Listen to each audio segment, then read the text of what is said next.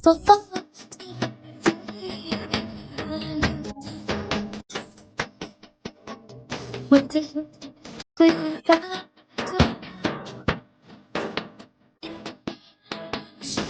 يشفع الأصنامات محمد. السلام عليكم ورحمة الله وبركاته.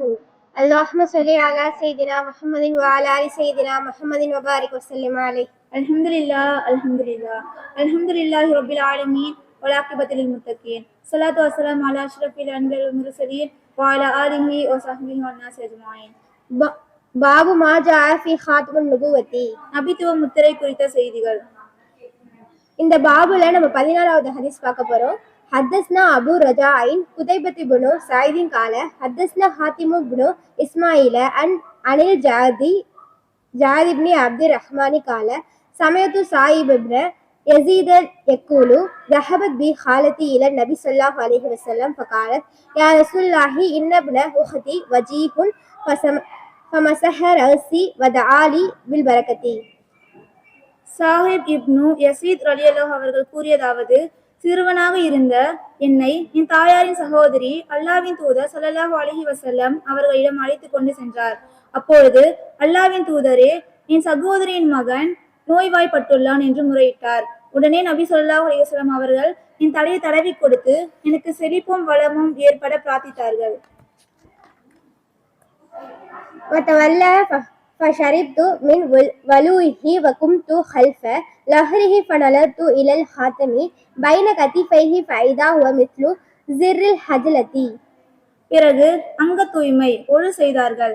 அவர்கள் அங்க தூய்மை செய்து மீதம் வைத்திருந்த தண்ணீரில் இருந்து சிறிது பருகினேன். பின்னர் அவர்களின் முதுகு பின்னால் நின்று அவர்களின் இரு தோள்களுக்கு மத்தியில் இருந்த நபித்துவ முத்திரையை பார்த்தேன். அது புறா முத்திரை போன்று இருந்தது. 17வது ஹதீஸ்.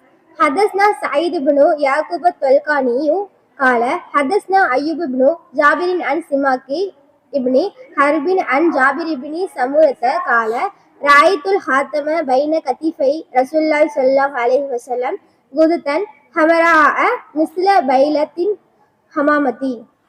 ஜாஃபர் இப்னு சமுரா ரலியல்லாஹு அவர்கள் கூறியதாவது, அல்லாஹ்வின் தூதர் ஸல்லல்லாஹு அலைஹி வஸல்லம் அவர்களின் தோள்களுக்கு மத்தியில் நபித்துவ முத்திரையை நான் பார்த்தேன். அது புறா முட்டையை போன்ற அளவில் செந்நிற சதை துண்டாக இருந்தது. 18வது ஹதீஸ்.